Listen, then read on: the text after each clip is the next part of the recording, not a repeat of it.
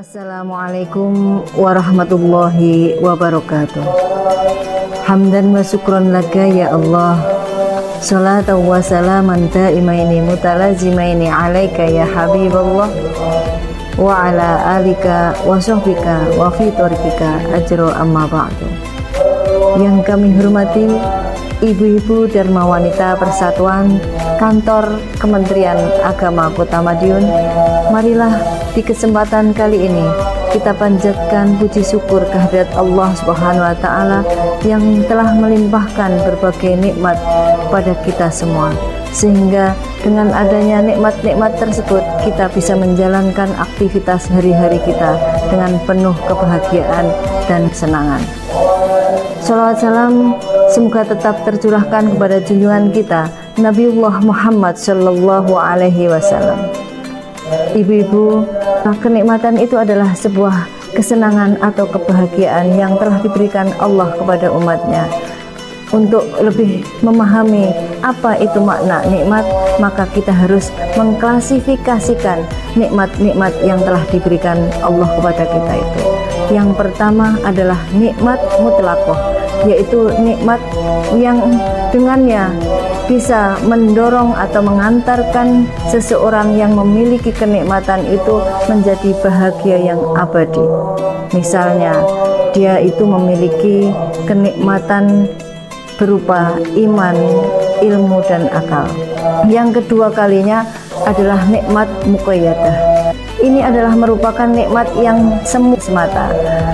Contohnya, diberikan harta, pasangan yang aduhai, wajah yang elok, dan lain sebagainya. Itu semuanya adalah nikmat-nikmat yang juga diberikan Allah kepada umatnya.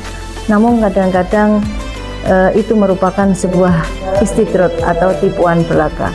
Kalau kenikmatan yang model kedua ini tidak digunakan dengan sebaik-baiknya, tidak dimanage dengan sebaik-baiknya, maka pemiliknya akan semakin sesat dan semakin menjauh dari Allah Subhanahu wa Ta'ala. Gunakanlah kenikmatan yang diberikan ini menjadi pendorong dalam melakukan aktivitas ibadah Qiyamul Lail.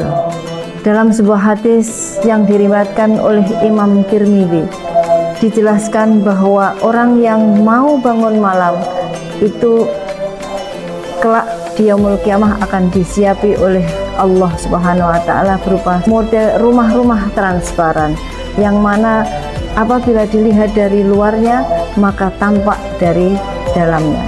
Apabila dilihat dari dalam maka sisi luarnya kelihatan. Maka seorang badui setelah melihat atau mendengar informasi tersebut dari Rasulullah berdiri untuk menanyakan untuk siapa rumah tersebut. Rasulullah menjawab, atau balkalam, untuk pemberi atau orang yang membiasakan ucapan baik.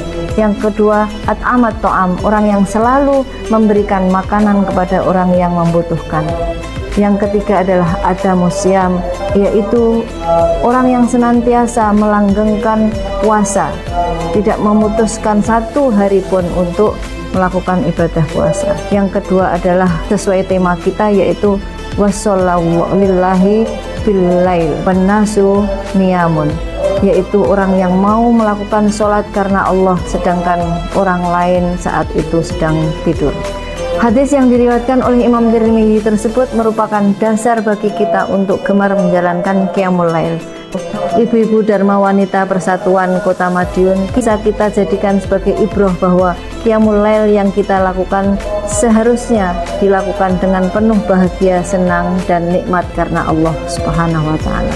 Ada sebuah hadis yang diriwayatkan oleh Umar bin Khattab radhiyallahu an, apabila ada orang yang bangun di tengah malam pada bulan Ramadan, maka saat menggerakkan badannya ke kanan dan ke kiri, maka malaikat mengatakan kepada dia, bangunlah, Allah telah memberi berkah padamu. Maka saat dia bangun untuk niat melakukan sholat, didoakan oleh tempat tidur yang ditinggalkan. Ya Allah, berilah orang yang meninggalkan aku ini sebuah tempat tidur yang lebih empuk daripada aku. Dan saat memakai baju, maka baju itu pun berdoa, ya Allah, pakaikanlah baju-baju di surga. Saat dia memakai sandal itu pun berdoa, ya Allah, kokohkanlah kedua telapak kakinya saat melintasi siratal mustaqim. Saat dia mengambil bejana untuk minum, maka bejana tersebut yang dipegang itu berdoa, ya Allah, berikanlah cangkir-cangkir di yaumul kiamah. Air yang digunakan untuk wudhu pun berdoa, ya Allah, sucikanlah dia dari dosa dan kemaksiatan. Dan rumah yang ditempati untuk sholat itu berdoa, ya Allah, luaskanlah kuburnya, terangilah lahatnya, tambahkanlah kasih sayang. Maka Allah pun juga melihat dia dengan penuh kasih sayang. Maka ibu-ibu yang saya hormati, mari kita tingkatkan qiyamul lail. Saat kita selesai sholat, berdoa kepada Allah, maka Allah akan menjawab semua doa-doa kita. Kita minta sesuatu, Allah pun juga akan mengabulkan permintaan kita. Dan apabila memohon ampun, Allah pun memaafkan apa yang menjadi dosa-dosa kita. Demikian apa yang kami sampaikan tentang nikmatnya qiyamul lail di bulan Ramadan. Semoga kita semua termasuk orang-orang yang bisa mengambil keuntungan dan memaksimalkan ibadah di bulan Ramadan ini, tidak termasuk orang-orang yang menyia-nyiakannya. Barakallahu li wa lakum fi hadzal yaumil karim wa nafa'ani wa iyyakum bima fihi minas sholati was shadaqah wa tilawatil Qur'an wa jami'it ta'ah wa taqabbal minni wa minkum jami'a a'malina innaka huwal hakimul alim. Aqulu qawli hadza wastaghfirullaha li wa lakum wastaghfiruhu innahu huwal ghafurur rahim.